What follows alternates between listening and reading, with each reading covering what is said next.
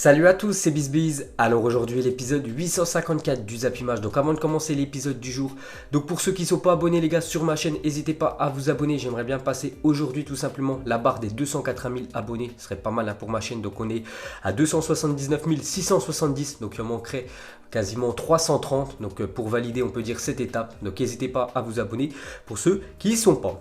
Donc nous les gars on va commencer l'épisode du jour avec un match officiel qui avait lieu hier. C'était un match de Coupe d'Europe et c'est une équipe française qui s'est déplacée du côté de la Bulgarie. Donc c'est Strasbourg qui joue contre Plovdiv, donc une équipe bulgare. Et Strasbourg pour ce match aller du troisième tour préliminaire pour jouer la future Europa League. Donc ils sont imposés 1-0 à l'extérieur. Donc belle opération pour Strasbourg. Donc remporte la première manche grâce à un but de Mitrovic. Donc le match retour, je crois ça sera la semaine prochaine. Donc ils sont très bien partis pour se qualifier pour les barrages de l'Europa League. Et dans le même temps, le futur potentiel adversaire de Strasbourg pour les barrages, donc c'était soit une équipe du Liechtenstein, donc Vaduz, ou soit Francfort, équipe quand même qui arrive en demi-finale de la dernière Europa League. Et Francfort s'est quand même imposé 5-0 dans ce match à l'extérieur. Donc Francfort est quasiment qualifié pour les barrages. Donc ça risque de faire Francfort contre Strasbourg. Donc c'est un gros morceau pour Strasbourg pour se qualifier, on peut dire, pour la future Europa League. Ensuite, cette fois-ci, on va parler d'un match amical et la correction infligée par le Bayern Munich à une équipe de 10e division allemande. Donc il s'agit de Rottach. Et tout simplement, le Bayern Munich s'est imposé 23-0 dans ce match amical. Donc ça fait un but en moyenne toutes les 4 minutes. Donc juste le joueur français Corentin Tolisso a inscrit un quadruplé en 5 minutes lors de la victoire 23-0 du Bayern Munich. Donc 38e, 40, 41e et 42e pour Corentin Tolisso. C'est lui qui a inscrit le plus de buts. Si on peut voir tous les buteurs côté Bayern Munich, donc on peut voir un triplé de Robert Lewandowski, un triplé aussi de, je crois, Thomas Müller. Donc quasiment tous les joueurs de l'équipe ont marqué. Donc 23-0 le score du Bayern contre cette équipe allemande. Ensuite les gars, on va parler du mercato. Donc on commence déjà avec une info officielle. Le marché des transferts anglais est désormais fermé dans le sens des arrivées. Donc c'est fini, plus aucun joueur peut venir en Angleterre. Bon, les joueurs peuvent encore quitter le championnat anglais, mais ne peuvent plus arriver en première ligue. Donc on va parler de pas mal de transferts. Donc on commence déjà avec le premier, on en a parlé hier.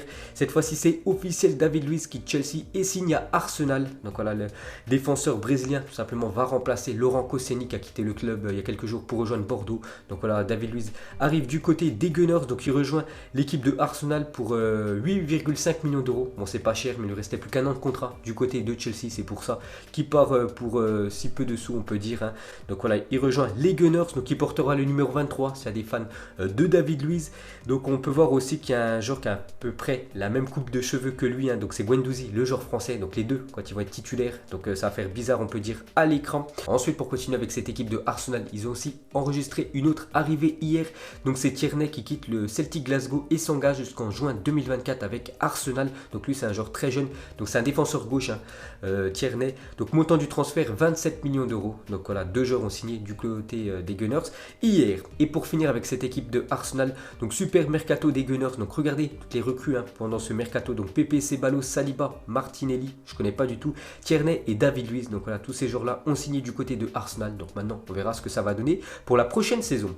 Ensuite, on continue avec un autre joueur de Première Ligue. Lui aurait aimé quitter son club. Donc c'est Wilfried Zaha.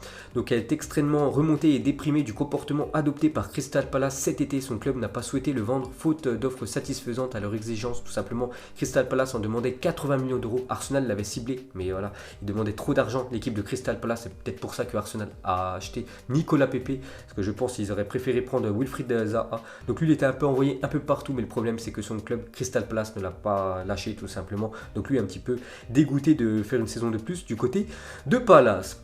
Ensuite, on continue avec un autre joueur qu'on connaît très bien en France et surtout du côté du Stade Rennais, c'est Ismail Assar qui s'engage du côté de Watford contre 35 millions d'euros. Donc voilà une info officielle, donc il portera le numéro 23, le joueur sénégalais. Ensuite, un autre transfert officiel, c'est Lukaku qui signe à l'Inter Milan. Donc hier, j'ai montré quelques photos lors de sa visite médicale. Cette fois-ci, c'est officiel, il rejoint le club italien. Donc normalement, ça sent le départ quand même de Icardi, vu que Lukaku est arrivé au club. Donc en tout, c'est 70 millions d'euros plus 13 millions d'euros de bonus. Voilà, c'est officiel, il rejoint l'Italie. Et pour finir sur ce transfert du côté de l'Inter Milan, donc Gary Neville qui est dans le staff de Manchester United, donc il a fait une déclaration, il a admis lui-même qu'il était en surpoids et qu'il pesait plus de 100 kg. Il marquera des buts et réussira à l'Inter, mais son manque de professionnalisme est contagieux. Donc on peut voir voilà, qu'il le clash déjà Gary Neville depuis le départ du joueur belge du côté de l'Italie. Ensuite, on continue avec des autres transferts. Donc officiel, Giovanni Lo Celso signe à Tottenham en prêt avec option d'achat de 60 millions d'euros. Donc lui, ancien joueur du PSG qui avait été vendu du côté du Betis Séville pour 25 millions d'euros. On peut voir qu'il va être prêté pendant une saison. Et normalement, Tottenham, si tout se passe bien, la saison prochaine l'achètera 60 millions d'euros. Donc ils vont le vendre le double qu'il avait acheté du côté du PSG. Donc il rejoint l'Angleterre, Lo Celso. Ensuite, les 5 plus gros transferts en première ligue cet été. Donc le plus gros, c'est Harry Maguire, 87 millions d'euros, même 93 si on rajoute les bonus. Deuxième, Nicolas Pepe. Troisième, Rodri qui a quitté l'Atlético pour aller du côté de City. Et aussi Cancelo et Ndombele qui ont coûté très cher pour les clubs anglais cet été. Ensuite, officiel, Christian Gourcuff est le nouvel entraîneur du FC Nantes. Donc Nantes joue demain son premier match de la saison. Donc depuis vendredi dernier, depuis ce match contre le Rénois, Vahid Halilhodžić a dit qu'il arrêtait avec l'équipe de Nantes. Donc une semaine après, on sait que c'est Christian Gourcuff qui sera le nouveau coach du FC Nantes. Ensuite, une déclaration de Robert Lewandowski. Il a dit: jouer toute une saison avec 13 ou 14 professionnels expérimentés, ça va être dur. Nous avons 50 ou 60 matchs. Il ne faut pas seulement penser à la semaine prochaine, mais à 3, 4, 5 ou 6 mois plus tard. Et pour cela, nous n'avons pas assez de joueurs. Donc voilà ce qu'a dit l'attaquant vedette, un polonais de l'équipe du Bayern, qu'il faut recruter côté Bayern Munich, surtout dans le secteur offensif. C'est vrai qu'ils ont recruté Pavard et aussi Hernandez en défense, mais en attaque, pour l'instant c'est le néant, on peut dire, côté Bayern Munich. Donc l'entraîneur Niko Kovac a dit Leroy Sané, voilà, normalement qui devait signer du côté du Bayern, a dit: vous pouvez voir que le transfert n'est pas facile, mais je sais que notre personnel travaille très dur pour le réaliser. Nous ferons tout ce qui est dans notre pouvoir pour réaliser ce transfert. Mais le gros souci pour l'équipe du Bayern Munich, c'est qu'hier on a appris la durée d'indisponibilité de Leroy Sané, donc il s'était blessé lors du Community Shield contre l'équipe de Liverpool. Au bout de 13 minutes, il avait sorti tout simplement du terrain. Donc officiel, Leroy Sané est touché au ligament croisé antérieur du genou droit. Donc ça, c'est une blessure très grave, donc une blessure qui nécessite une intervention chirurgicale. Donc il va devoir se faire opérer. Donc il sera forfait plusieurs mois. Donc Asensio a eu la même chose. Il est forfait 9 mois, le joueur du Real Madrid. Donc Leroy Sané, donc lui aussi, ça risque de parler en plusieurs mois. Donc peut-être 9 mois d'indisponibilité. Donc tout simplement, son transfert du côté du Bayern Munich, c'est mort. Ensuite, un petit coup d'œil au programme de la journée. Donc n'oubliez pas que ce soir, reprise de la Ligue 1 et aussi reprise de la Première Ligue. Donc ce soir, en Ligue 1, ça sera Monaco contre l'équipe de l'Olympique lyonnais. Et un quart d'heure plus tard, il y aura Liverpool contre Norwich. Donc voilà les deux premières rencontres des deux championnats. Ensuite, pour continuer avec la Ligue 1, regardez les matchs de la première journée de Ligue 1. Donc Monaco-Lyon, on en a parlé. Donc demain 17h30. Donc c'est plus 17h maintenant, le match du samedi, c'est 17h30. Ça sera Marseille contre Reims. On peut voir tous les autres matchs de cette première journée. Ça se terminera dimanche avec le Paris Saint-Germain qui jouera contre Nîmes. Ensuite, pour continuer sur cette affiche, un PSG-Nîmes. Donc selon Gérard Moreno, Neymar ne jouera pas contre Nîmes dimanche. Donc en plus, c'est au Parc des Princes. On sait que Neymar, il veut quitter l'équipe du PSG. Donc je pense que s'il aurait joué au Parc des Princes devant les supporters, il aurait été sifflé, insulté bien sûr, après ce qu'il a fait quand même cet été. C'est quand même incroyable ce qu'a fait le joueur brésilien.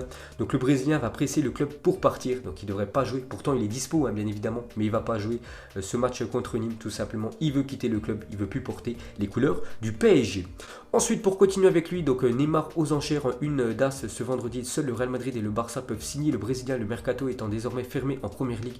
Les Madrilènes gardent contact avec son entourage, Messi le veut à ses côtés. Donc on peut voir qu'en Espagne tout simplement, ça parle beaucoup de Neymar. Donc déjà la une journal As, ça parle de Neymar. Donc la guerre Real Madrid-Barça est déclarée pour Neymar, parce que hier j'avais dit que le Real Madrid a fait une offre de 120 millions d'euros plus Modric pour avoir Neymar. Donc on peut voir que la une de Marca en Espagne, c'est marqué Neymar à l'horizon. Donc le Real aussi est sur le coup. Cette fois-ci, la une Journal Sport, c'est marqué le Barça contre-attaque pour Neymar après l'offre du Real Madrid hier. Et d'après Mundo Deportivo, c'est Neymar priorité Barça. Donc c'est pour vous dire que toutes les unes des journaux sportifs espagnols font la une sur le Brésilien.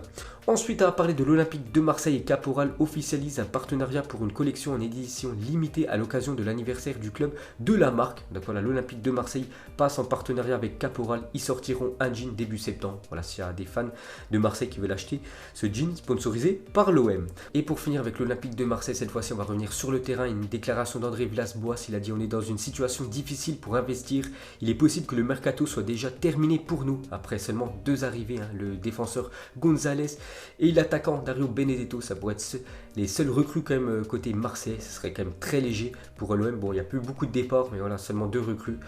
Donc c'est pour moi très léger, donc on verra ce que ça donnera dans les futurs mois. Et pour finir ce zappimage, on va terminer avec le futur podium de la Serie A. Donc on a fait les 4 autres gros championnats, on va terminer avec le dernier, le championnat italien. Donc vous mettrez en commentaire, voilà, pour vous ce sera quoi le podium pour la prochaine saison. Donc moi, bien évidemment, je vais mettre en champion l'équipe de la Juventus. N'oubliez pas que la Juve, je crois, ça fait 7 fois d'affilée quand même qui gagne ce titre de champion d'Italie. Et pour moi, ce sera une fois de plus eux qui gagneront ce trophée la saison prochaine. En deuxième position, je mettrai Naples. À chaque fois, c'est eux qui terminent deuxième. Et en troisième position, je mettrai bien l'équipe du Milan AC qui joue aucune Coupe d'Europe l'année prochaine. Donc ils vont pouvoir se concentrer à 100% sur le championnat. Donc moi, voilà, je vois Juve, Naples et Milan AC. Troisième. Donc voilà les gars, la fin de zappimage 854. Donc si ça vous a plu, un petit like et je vous ferai l'épisode 855 demain. Donc moi, je vous laisse et je vous dis à la prochaine. Comme d'habitude, ciao à tous.